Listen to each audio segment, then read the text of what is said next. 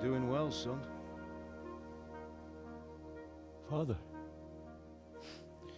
Come now.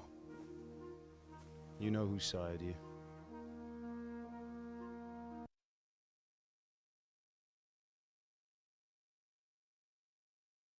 I miss you, Emma. I miss you very much. You'll be fine. We're proud of you. For what?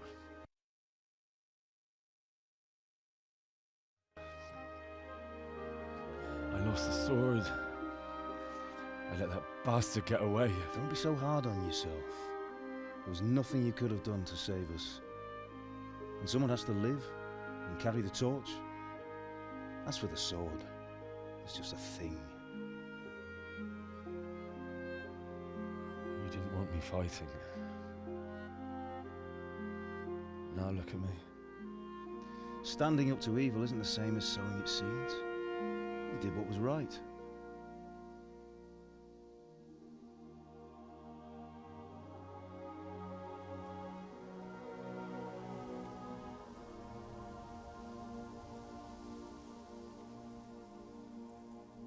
I have to leave you now. Oh, please. You know I can't stay.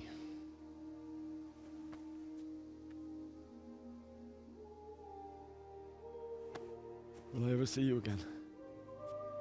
God knows.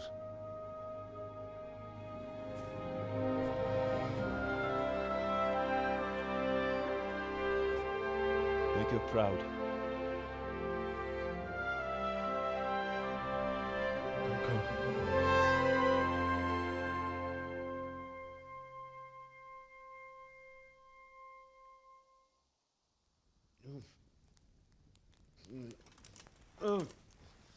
Don't go. Don't go. No. What on earth were you dreaming about? I couldn't wake you, and it's well past dawn.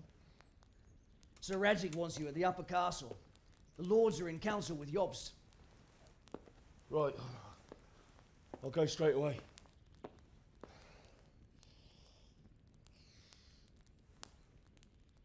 What is it? It's just... I don't know how to address you anymore.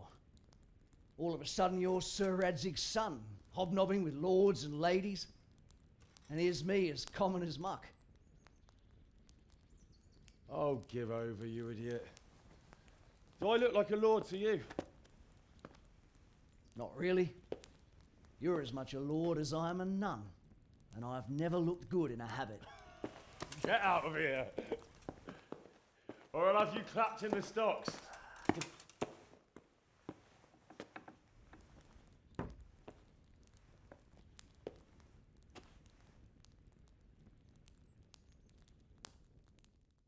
Hej, to jeszcze jest epilog. Idźmy do Górnego Zamku na spotkanie z Jobstem.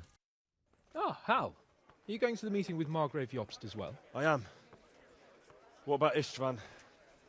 I assume... That we didn't catch him? No. Because if we had, you'd be the first one to know. Have no fear. We'll get him eventually. I hope you're right. Anyway, let's go and see what Jobst wants from us.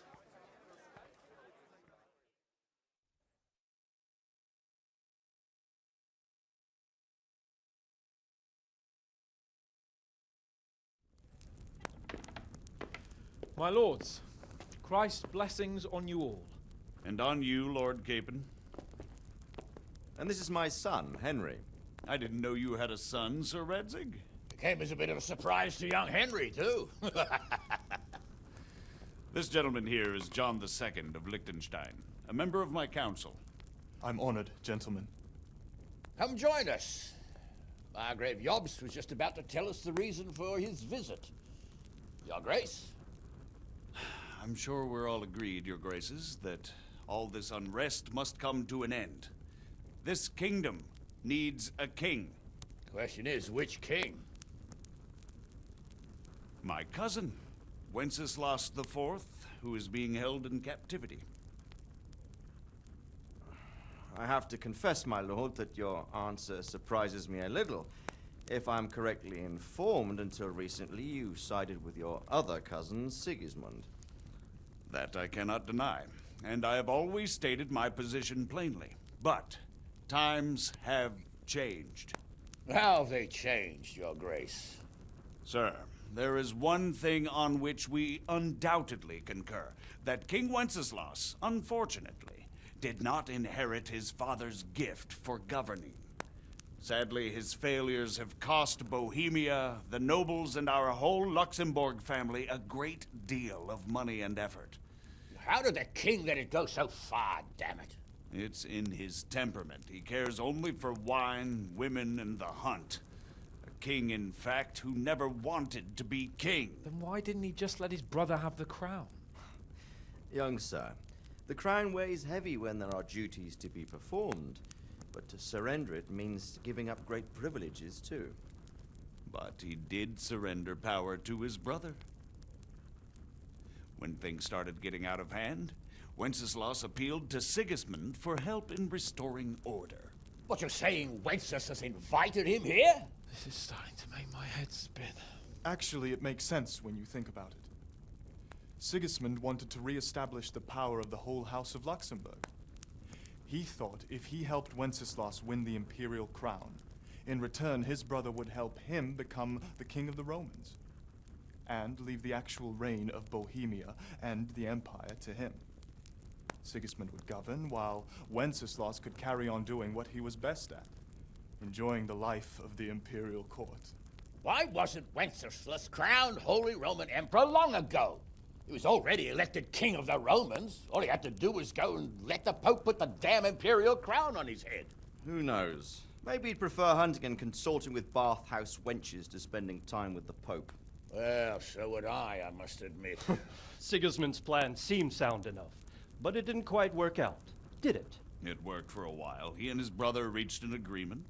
Sigismund took over administration of the kingdom and began planning Wenceslas's journey to Rome for the imperial coronation. But then Wenceslas realized he would just be a puppet with a crown. I must say, Margrave Jobst, Wenceslas and Prokop behave rather like naughty children in need of a good clout about the ears. Sigismund would agree.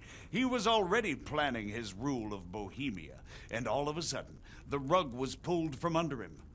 I'd say he lost his patience and decided he'd drag Wenceslas to the coronation kicking and screaming if he had to. Just like a naughty child, as you say. So he abducted him and your brother Prokop too, if I heard correctly. Correct. And you helped him do it, if I heard correctly. Yes, your graces, it's true.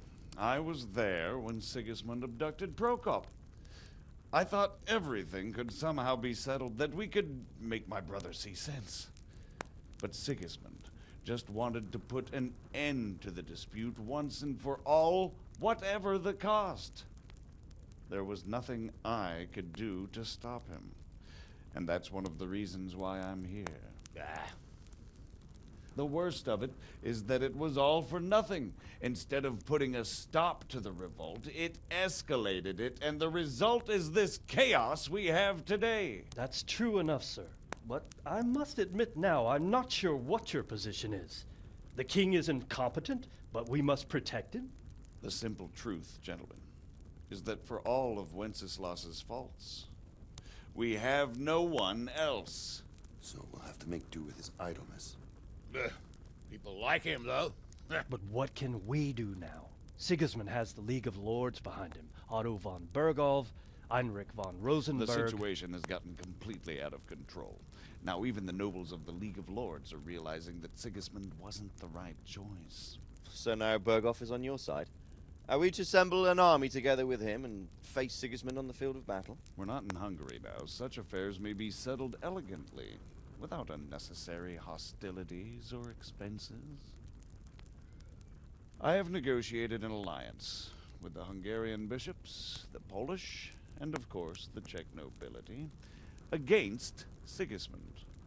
Every day he is losing the ground under his feet, and that's why I need your help too. What kind of help, though? Sigismund has a massive army, and Rosenberg, Berghoff, and Prague are behind him. Do you have an army you could face him with? But that's not what I mean at all.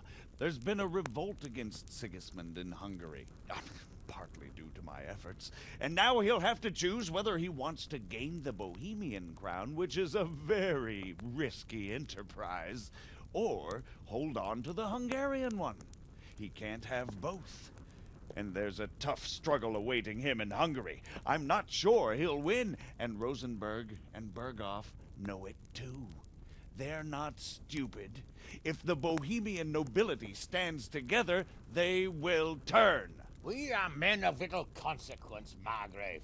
Radzig here lost everything because of his alliance with Wenceslas. Sir Divish came within a hair of the same fate. Even Rattay is defenseless against Sigismund and the League of Lords. What's more, Your Grace, King Wenceslas languishes in captivity in Vienna. He can't rule too well from there. And what do you propose? To sit with your arms folded till the Bohemian lands are turned to ashes like Skalitz? We have to put a stop to this senseless war. And do you know, sir, what the true position of the League of Lords is?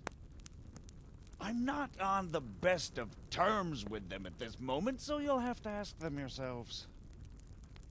Yes. Why not? I'll go and visit Berghoff at his castle and we'll see what he tells me.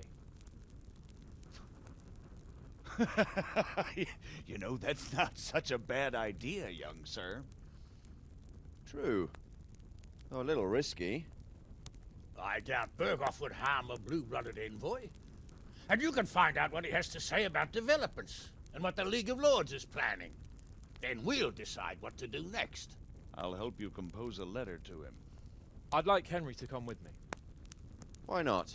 He's proven himself an able investigator, and he'll also be a good bodyguard if anything should happen. And I'll send Sir John here to Kuttenberg to be my eyes and ears there. I believe both your reports will help us get a better grip on the situation. When can you set out? Just as soon as I've packed my things. Excellent. Margrave Jobst and I will draft a letter. Get ready, and we'll meet back here.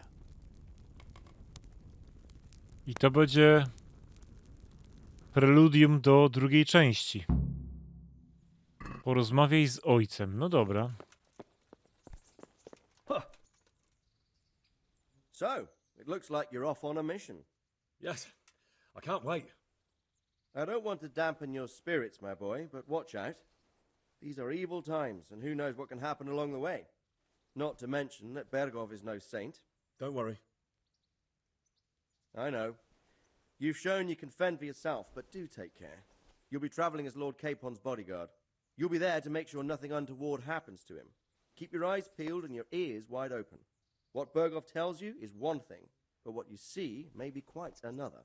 Rest assured, Father. And don't get embroiled in anything else. Just hand over the letter, hear out his reply, and return. Yes. Very well. Berghoff is at Trotsky Castle. I think you'll find it quite an eye-opener. It's one of the finest castles in the land.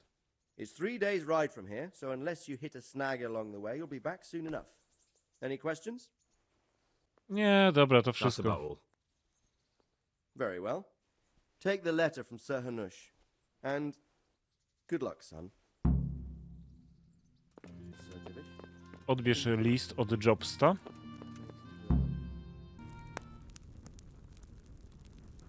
I believe we have written it well, gentlemen. Without a doubt. No one could deduce from this whether we are Sigismund's allies or foes. I must travel back to Brno now, but soon I will go to Brandenburg and I will stop here on the way back. By then, Sir Capon should be back and we can discuss how to proceed. Right. Before you leave, my lord, there is one thing that gives me no rest. Why did Sigismund come as a foe? It makes no sense. If I may, sir, I think I can explain. Oh, please enlighten us, young sir. I live not far from Hungary, where Sigismund reigns. It is a savage country, and the constant war with the Turks has hardened the people. They need a monarch with an iron hand. So when Sigismund felt the wind of revolt, he reacted as he would at home. Only what works on the Hungarian nobles does not work here in Bohemia. Bringing order is one thing, but slaughtering and pillaging with a horde of barbarians quite another. What purpose does that serve? But Sigismund did give the Bohemian nobles a chance to take his side. It was only when they refused his ultimatum that he lost patience and took to the sword. As for the barbarians, he could afford nothing better. The Hungarian nobility would gain nothing from joining his campaign in Bohemia. He didn't have enough coin for a regular army, and so he recruited the Cumans. What he does not pay them, they make up for in plunder. But in the end, he didn't have enough to even satisfy the Cumans. That's why he raided Kuttenberg and Skalitz. He wanted the silver. That makes sense. My lords, how's the letter coming along? It's done. Then we can be on our way. Now remember what we said, boy. All you have to do is deliver the letter, listen to the answer, and come back here. Don't provoke Berghoff in any way. Provoke? Me? Never, Uncle. We'll be back in a few days. Farewell, your graces. Come, Henry, my men are waiting. I wish you Godspeed.